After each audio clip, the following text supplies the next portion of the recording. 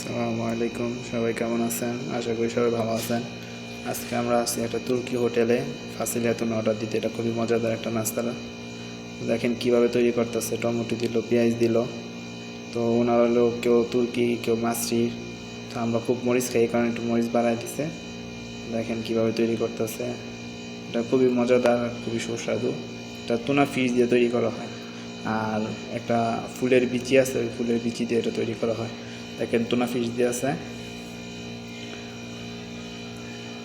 এখন এটা ভালো করে লাড়া দিবে। এটা খুব অল্প সময় তৈরি হয়ে যায় আর খেতে খুবই সুস্বাদু।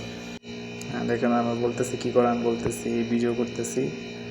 তো দেখেন আমাদের নাস্তা প্রায় রেডি হয়ে গেছে, আর অল্প সময়ের ভিতরে আমাদের নাস্তা তৈরি হয়ে যাবে। এখন এই যে এটা এক ধরনের ফুল, এই ফুলটা দিল, মশলা টশলা দিল, লবণ দিল, এই ব্যাস প্রায় রেডি হয়ে গেছে। ব্যাস এখন খালি ব্যাস বক্সে দিবে আর কমপ্লিট। তো আমরা রুটি অর্ডার দিছি, আমাদের রুটি বানানো হচ্ছে। দেখেন আমাদের গরম গরম রুটি রেডি হয়ে গেছে।